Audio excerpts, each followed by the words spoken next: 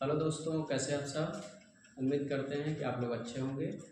तो चलिए आज हम लोग एक टॉपिक शुरू करने वाले हैं मैथ का, नंबर सिस्टम। दोस्तों ये टॉपिक जो है बहुत ही इम्पोर्टेंट है। जब भी मैथ की बात आती है, कभी कंपटीशन का एग्ज़ाम होता है तो उसमें नंबर सिस्टम से एक या दो क्वेश्चन जरूर बनते हैं। और सबसे पहले तो हमको नंबर को जानना चाहिए कि संख्याएं होती कितने प्रकार की, कौन कौन सी संख्याएं होती हैं। तो सबसे पहले हम आपको नंबर के बारे में ही बताते हैं कि नंबर कौन कौन से होते हैं। जैसे इसमें हम देखें संख्या पद्धति में, सबसे पहले तो संख्याएं जो होती हैं ये मुख्यतः दो भागों में बांटी गई हैं, जिसमें से एक को हम बोलते हैं वास्तविक संख्या और दूसरी होती है काल्पनिक संख्या। एक होती है वास्तविक संख्या और दूसरा है काल्पनिक संख्या।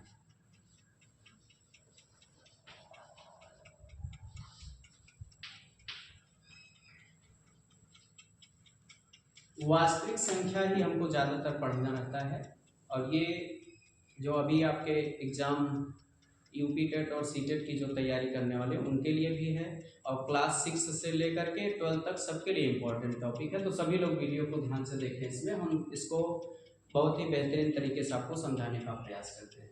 देखिए, वास्तविक संख्याओं में जो संख्याएं आती हैं, सबसे पहली संख्या होती है इसमें प्राकृतिक संख्या।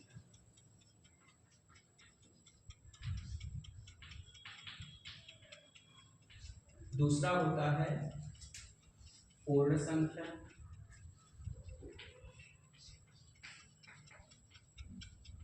और तीसरा एक होता है पूर्णांक।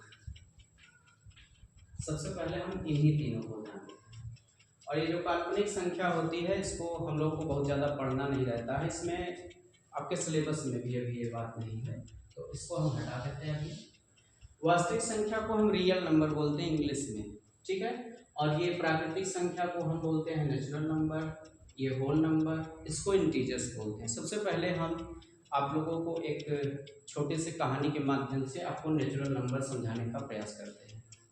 देखिए, जब पुराने समय में गणनाओं की ज़रूरत पड़ती थी, आपको पता है कि हमारे पूर्वज ज़्यादातर खेती और जो है जानवरों के पालन पर निर्भर रहते थे।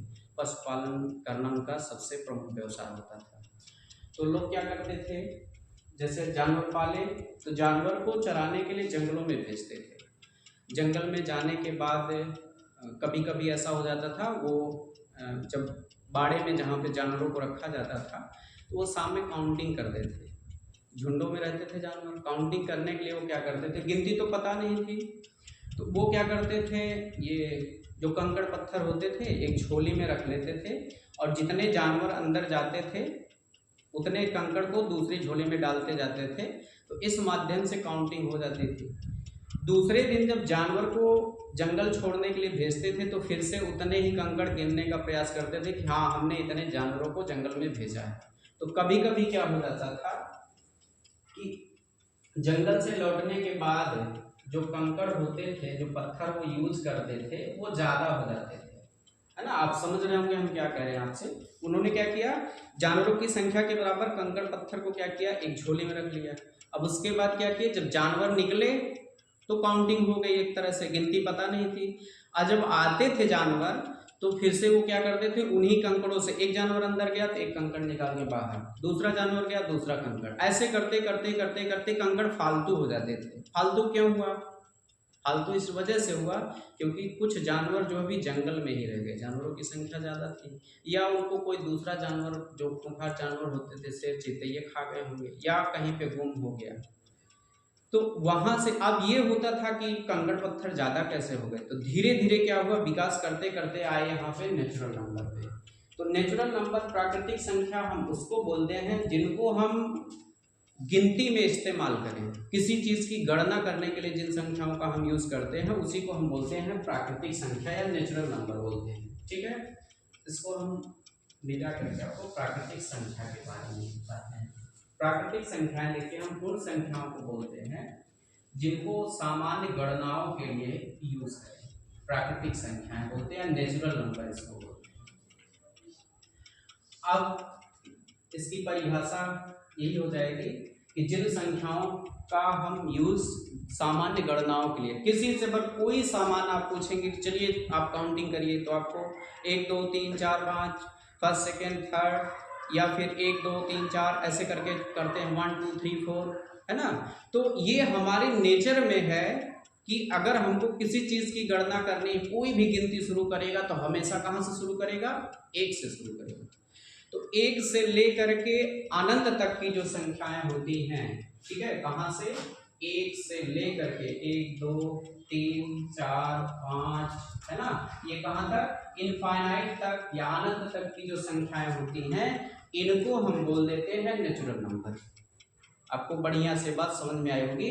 और एक स्पेशल बात आपको इसमें बताएं कि जो नेचुरल नंबर होती हैं ये हमेशा धनात्मक होती है, ठीक है। ये कैसी होती हैं, धनात्मक होती हैं, क्योंकि गणना कभी भी किसी भी चीज की जाएगी, हम क्या 10 व्यक्ति बैठे हुए तो 10 व्यक्ति कैसे बैठे हुए, ऐसे 1 2 3 4 5 10 तक बैठे हैं ना, ऐसे थोड़ी गिनेंगे कि माइनस में 1 माइनस में 2 माइनस में 3, ऐसे नहीं गिना जाता। तो गणना करने के लिए जिन संख्याओं का यूज किए वो प्राकृतिक संख्या, और प्राकृतिक संख्या में अगर पूछे 1 से लेकर के इनफाइनाइट तक की जो धनात्मक संख्या होती हैं उन्हीं को हम क्या बोल देते हैं, प्राकृतिक संख्या बोलते हैं। ठीक, स्पष्ट हुआ ये बात। दूसरी संख्या होती है पूर्ण संख्या, है ना, दूसरी संख्या होती है पूर्ण संख्या, ठीक है। अब पूर्ण संख्याओं की जरूरत क्यों पड़ी, देखिए अगर अब तो डिजिटल ज़माना है, आप देखते भी होंगे मोबाइल जब आप ऑन करते हैं या किसी की कॉल चलना शुरू होती है तो देखते होंगे सबसे पहले उसमें 0 0 देता है, सेकंड जब चलना शुरू करता है तो 0 0 देता है, ठीक। तो अभी क्या होता है, गणनाएं अगर हम जैसे प्राकृतिक संख्याओं अगर हम 0 को सम्मिलित करते हुए चलें कि 0 को हम पहले पे ले लें, बाकी 1 2 3 4 5 इनफाइनाइट तक, मतलब कि प्राकृतिक संख्या में, है ना, शून्य को ऐसे शून्य और प्लस जितने नेचुरल हैं यानी प्राकृतिक संख्याएं हैं, शून्य प्लस सभी प्राकृतिक संख्याओं को अगर एक साथ लिया जाता है तो पूर्ण संख्या कहलाएगी, ठीक है। या ऐसे कह सकते हैं कि अगर हम प्राकृतिक संख्याओं में किसको सम्मिलित कर लें, शून्य को भी सम्मिलित कर लें तो वो कैसी संख्या हो गई है, पूर्ण संख्या। तो पूर्ण संख्याएं कौन कौन सी होती हैं, 0 1 2 3 4 एंड सो ऑन, कहाँ तक, इनफाइनाइट। इसको बोलते हैं पूर्ण संख्या या होल नंबर बोलते हैं, ठीक। मुझे उम्मीद है कि आप लोगों को ये टॉपिक अच्छे से समझ में आ रहा होगा। प्राकृतिक संख्या किसे बोलेंगे, जिसको हम सामान्य गणनाओं में यूज करते हैं वो प्राकृतिक संख्या, और अगर उन्हीं प्राकृतिक संख्याओं में हम क्या करते हैं, शून्य को भी इन्वॉल्व कर लेते हैं, जोड़ देते हैं, तो वो संख्या कैसी हो जाती है, पूर्ण संख्या। अगर यहाँ से पूछा, क्वेश्चन आता है कि सबसे छोटी पूर्ण संख्या है, तो आंसर आपका क्या हो जाएगा, शून्य हो जाएगा, ठीक है। और इसमें से अभी कई प्रकार के क्वेश्चन भी बनते हैं तो हम उसको क्वेश्चन भी करवाएंगे। अब पहले परिभाषा आप इसको समझते चलिए सब चीजों को, तो फिर आगे बताते हैं आपको। प्राकृतिक संख्या हो गई, पूर्ण संख्या हो गई, उसके बाद एक तीसरी संख्या है जिसको हमने बताया इंटीजर बोलते हैं या इसको बोलते हैं पूर्णांक। पूर्णांक बोलते हैं, इंग्लिश में इसको बोलते हैं इंटीजर बोलते हैं, ठीक है। पूर्णांक की जरूरत क्यों पड़ी, देखिए पूर्णांक में भी एक कहानी छोटी सी है। अब जैसे मान लीजिए कोई दुकानदार है, तो दुकान पे सामान के बदले लोग क्या करते हैं, पैसा देते हैं। कभी कभी ऐसा हो जाता है, ऐसी स्थिति आ जाती है कि पूरा सामान जैसे पैसा ज़्यादा दिया तो पैसा जब ज़्यादा दे देगा तो सामान कम लिया उसने, तो पैसा रिटर्न भी करना पड़ता। अब मान लीजिए कोई दुकानदार है, उसने क्या किया, कॉपी में अपना हिसाब किताब लिखना शुरू किया। कोई आदमी पहुंचा, 50 रुपया दिया, 10 रुपये का सामान लिया, 40 रुपया वापस किया, यही तो होगा। अब उसने क्या किया कि डायरी में अपने मेंटेन करना शुरू किया कि 40 दिया, है ना, ऐसे 50 लिया, 50 लिया, ठीक। उसके बाद 40 दिए या दिया। फिर कोई आया, मान लीजिए 100 रुपए की नोट दे दिया, 50 रुपए का सामान लिया, 50 वापस कर दिया उसको, है ना। तो क्या लिख दिया उसने, 50 लिया और 50 दिया।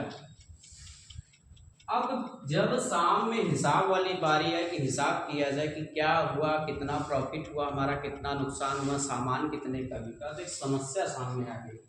50 लिया 40 दिया, 50 लिया 50 दिया। इसका मतलब क्या हुआ कि दुकानदार ने दिया, अपने पास से दिया है कि वो ग्राहक वाला पैसा है, ये समझने में बहुत कठिनाई हुई। यहीं से अब जो पूर्णांक होते, पूर्णांकों की शुरुआत यहीं से होती है। इसको संकेत में दर्शाने के लिए एक उसने सिंबल बनाया अपना कि अगर कोई हमको पैसा दे रहा है उसको हम क्या करेंगे, प्लस में लिखेंगे, और अगर कोई हमसे पैसा ले रहा है तो हम क्या करेंगे, उसको माइनस में लिखेंगे। ठीक है, मतलब अगर हमारे पास से जाएगा तो माइनस, अगर हमको मिल रहा है तो प्लस।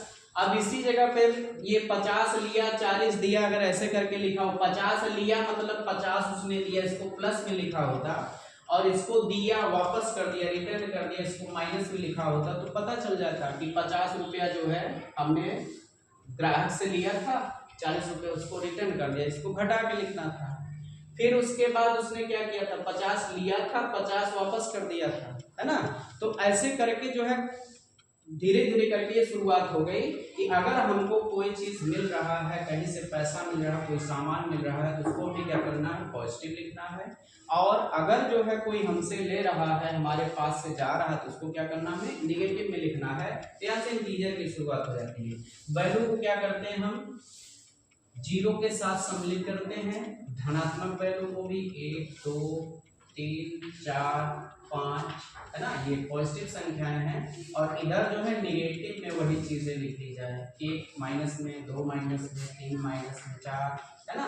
ऐसे करके अगर संख्याएं, मतलब हम कह सकते हैं कि अगर हम क्या कर सकते हैं, जो संख्याएं हैं, प्राकृतिक संख्याएं और पूर्ण संख्याएं जिसको हम बोल रहे थे, इसको हम क्या करें, धनात्मक भी लिखें और ऋणात्मक भी लिखें, मिक्स कर दे कहीं में, ऐसे संख्याओं को हम क्या बोल देते, पूर्णांक बोल देते हैं। बात समझ में आई होगी।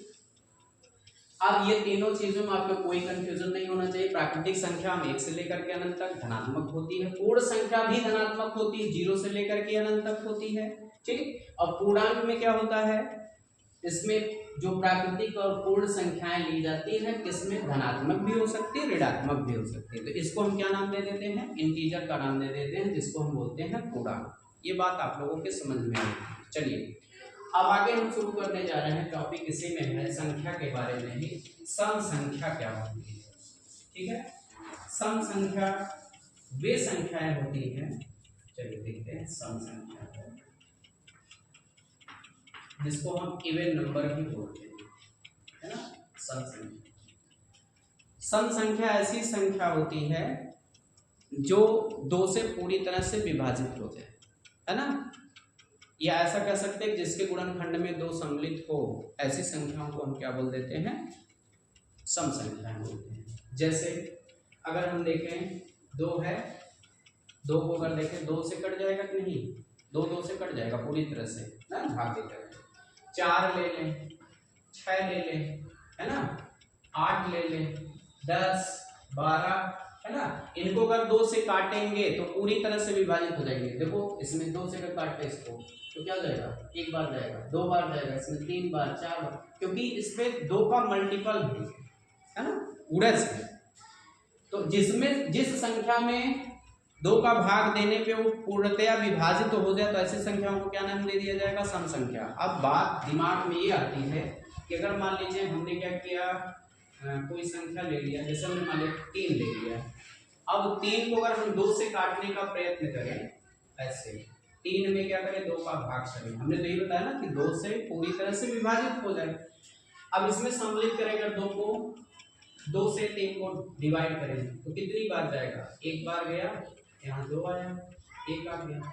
फिर क्या करेंगे, यहाँ दशमलव लगाए, यहाँ पे कितना हो गया, 0 हो गया। 5 बार लेकर के गए, अब ये पूरी तरह से कट गया, लेकिन ऐसा नहीं करना आपको, है ना, डेसिमल वाला नहीं लेना, ये भी ध्यान रहे। ऐसा नहीं करना कि आप चाहे जैसे काटिए, पूर्णतया विभाजित हो जाए, 2 से भाग दिया गया पूर्णतया वो विभाजित हो जाए, शेषफल और दशमलव जैसी कोई बात ना है, ठीक। उनको हम क्या बोलेंगे, सम संख्याएं बोलेंगे। और विषम संख्या किसे कहेंगे, सम के बाद एक संख्या को पढ़ना रहता है, विषम संख्या, है ना, विषम संख्या। विषम संख्या किसे कहेंगे, विषम संख्याएं क्या होती हैं, विषम संख्या उन संख्याओं को बोलते हैं जो 2 से ना कटे, ऐसी संख्याएं जो 2 से विभाजित नहीं होती पूर्णतया, उसको हम बोल देते हैं विषम संख्या। जैसे अगर हम ले लें, ऐसे ले लें, 3 को भी लिया गया था ना, 3 ले लिया हमने, 5 ले लिया, 7 ले लिया, 1 भी इसमें सम्मिलित हो जाएगा। 1 को भी अगर 2 से काटेंगे तो ये भी नहीं कटने वाला है ना, तो इसको हम क्या बोल सकते हैं, ये विषम संख्या है, ठीक। 3 को 2 से काटेंगे, देखिए अभी वही बात आई थी ना कि काटे तो कितना आया 1.5, तो जो संख्याएं 2 से विभाजित नहीं होती ऐसी संख्याओं को हम क्या बोल देते हैं, विषम संख्याएं बोल देते हैं। इसमें से कोई भी संख्या नहीं विभाजित होगी, ठीक। और इन संख्याओं के बारे में जो सब ये आता क्वेश्चन कि सबसे छोटी सम संख्या क्या होती है, तो 2 होती है, और सबसे छोटी विषम संख्या के बारे में बात करेंगे तो ये आ जाता है 1 आ जाता है, क्योंकि 1 को भी अगर 2 से काटेंगे तो कटेगा नहीं, कटेगा, ठीक। तो ये भी किसा हो गया, विषम संख्या हो गया। चलिए आगे इसके बाद हम बात करेंगे भाज्य संख्या। भाज्य संख्या, भाज्य संख्या किसे कहते हैं, भाज्य संख्या में ऐसी संख्याओं को बोलते हैं जो ऐसी संख्याएं जो अपने से और 1 से कटती हो, लेकिन इनके अलावा भी किसी न किसी संख्या से जरूर कटे। ध्यान से सुनिएगा, किससे किससे, 1 से कटे, अपने से कटे, और किसी और संख्या से जरूर कटे। मतलब सीधे सीधे अगर बोले तो उसमें जो है कम से कम उसका 3 गुणनखंड आना आवश्यक है, 3 से ज्यादा हो जाएगा चलेगा, उसको हम क्या बोल देते हैं, भाज्य संख्या। जैसे अगर मान लीजिए हम ले लें इसमें भाज्य संख्याओं में, जैसे हमने मान लीजिए 4 ले लिया, है ना। अब 4 को हम डिवाइड करें तो कितने कितने से, 4 को अगर हम 1 से भाग करें तो ये कट जाएगा, कितना आएगा, 4 आ जाएगा। 4 को हम अगर 2 से भाग करें तो कितनी बार, 2 बार में ये पूरा कट जाएगा। 4 को अगर हम 4 से भी काटें तो ये पूरी तरह से विभाजित हो गया, कितनी बार में, 1 बार में। तो इसके हम कह सकते हैं कितने गुणनखंड मिल गए हमको, 3 गुणनखंड, 3 संख्याओं से कट रहा है। किससे कटा, 1 से कटा, 2 से कटा, 4 से भी कटा, तो 4 कैसी संख्या हो गई, भाज्य संख्या हो गई, ठीक। ऐसी संख्याएं जो कम से कम जिनके 3 गुणनखंड होते हो, मतलब कम से कम 3 संख्याओं से अवश्य कटे, ऐसी संख्याओं को हम बोल देते हैं भाज्य संख्या बोल देते हैं, ठीक। तो 4 को हमने काट दिया, अब इसमें 4 हो गया, फिर 6 को कर लेंगे, 6 को भी देख लीजिए, 6 को अगर काटेंगे, देखिए 2 से काटेंगे कटेगा, 1 से काटेंगे कटेगा, 3 से काट दे कटेगा, 6 से काटेंगे 6 से भी कट जाएगा, है ना। इसी तरह से अगर मान लीजिए हम 8 को ले लेते हैं, 8 को ले लेते हैं, 8 1 से कटेगा कि नहीं, कट जाएगा। 2 से काटेंगे, 2 से भी कटेगा। इसको 4 से काटना चाहेंगे, 4 से भी कटेगा, और 8 से काटना चाहेंगे, 8 से भी कटेगा। तो इसके 2 से ज्यादा गुणनखंड आ रहे हैं, यानी 2 से अधिक संख्याओं से कट रहा है, नहीं तो 1 से और जो है अपने से हर संख्या कट जाती है, 1 से और अपने से हर संख्या कट जाती है। इस वजह से भाज्य संख्या के लिए क्या होना चाहिए कि जिन संख्याओं के, है ना, जिन संख्याओं के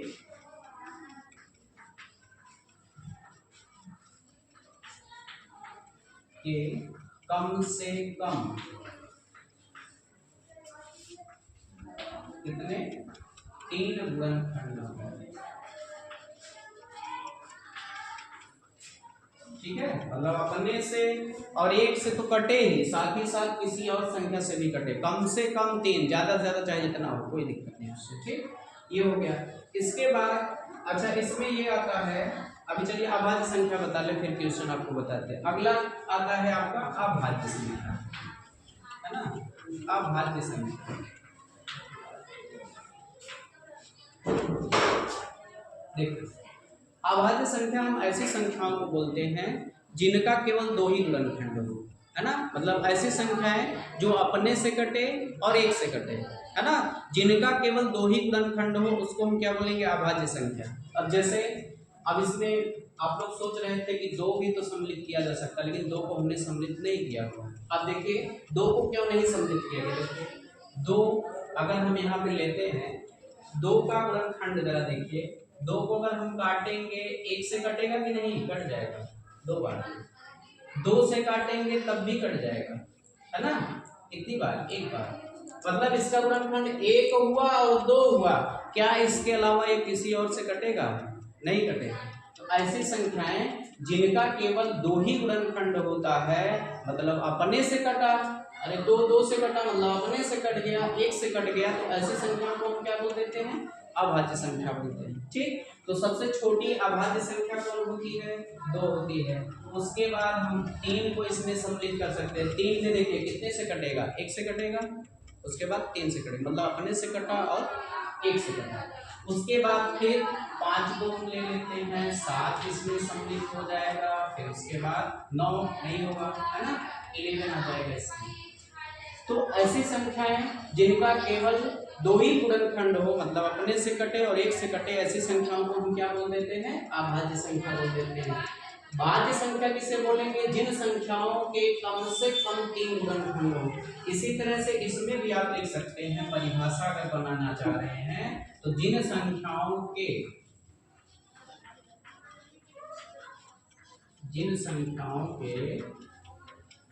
केवल दो गुणनखंड हो, ठीक है, ऐसी संख्याओं को हम क्या बोल देते हैं, अभाज्य संख्या। ठीक, इसके बाद अगला नंबर आपका आता है सहअभाज्य संख्या। इसके बाद नंबर आता है सहअभाज्य संख्या, इसी से मिलता जुलता वो ही है सहअभाज्य संख्या।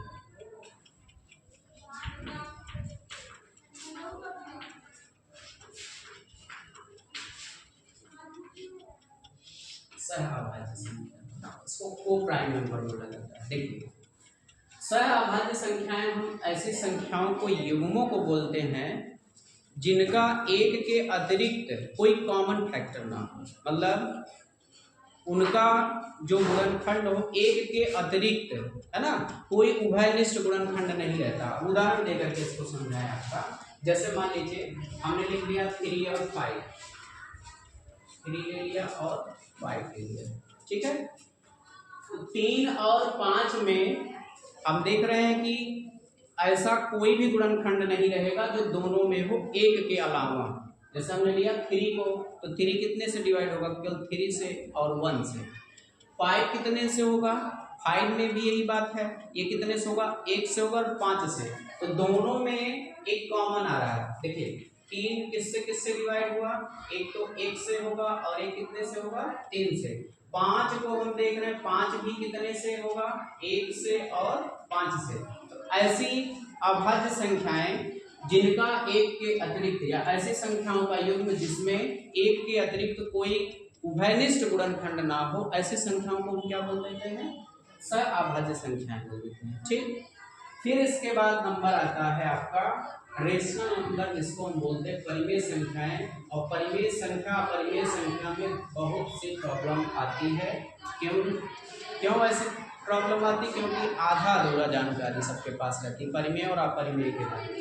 देखिए हम परिमेय संख्याओं के बारे में केवल अभी इतना ही जानते हैं कि जिन संख्याओं को हम p/q के रूप में लिख पाए, है ना, केवल इतनी जानकारी होती है कि जिन संख्याओं को हम p/q के रूप में लिख पाते हैं, ऐसी संख्याओं को हम क्या बोल देते हैं, परिमेय संख्या बोलते हैं। ठीक, और इतनी जानकारी पर्याप्त नहीं है इसके लिए। ठीक, ये परिभाषा जो आप पढ़े हैं कि जिन संख्याओं को हम p/q के रूप में लिखें, ठीक, उनको हम क्या बोल देते हैं, ऐसे लिख सकते हैं, अंश और हर के रूप में हमने लिखा हुआ है। और यहाँ पे जो q की वैल्यू है वो 0 के बराबर नहीं आनी चाहिए, है ना।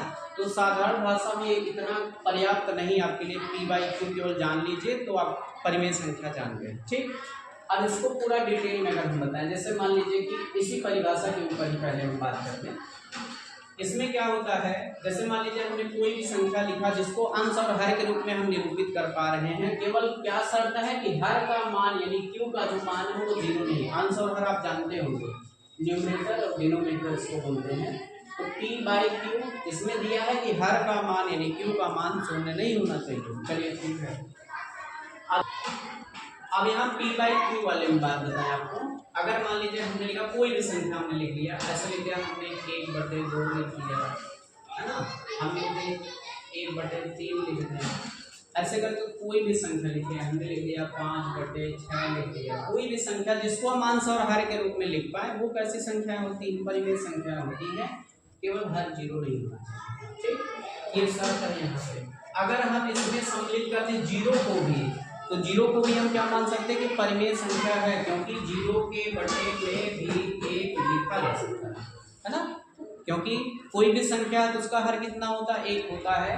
तो ये सभी संख्याएं तो हम जान गए कि ये कैसा हो जाएगा, अगर अंश और हर के रूप में लिखा हुआ है तो वो संख्या कैसी हो जाएगी, परिमेय संख्या हो जाएगी। ठीक है, लेकिन पेपर में ऐसे सवाल नहीं पूछता, विशेष करके कंपटीशन पेपर में ऐसे सवाल नहीं देगा कि 1/2 नहीं परिमेय है कि या परिमेय है, इतना पर्याप्त नहीं हुआ। इसीलिए हमने बोला p/q वाली बात जो है केवल आधी अधूरी जानकारी आपको देता है। हकीकत ये है परिमेय संख्याओं के बारे में कि जो परिमेय संख्याएं होती हैं, किसी भी संख्या का जो दशमलव निरूपण होता है, आप लोग जानते होंगे दशमलव निरूपण क्या होता है, किसी भी भिन्न के अंश में हर से भाग किया जाए और उसको दशमलव में निरूपित कर दिया जाए तो उसका कहलाता है दशमलव निरूपण।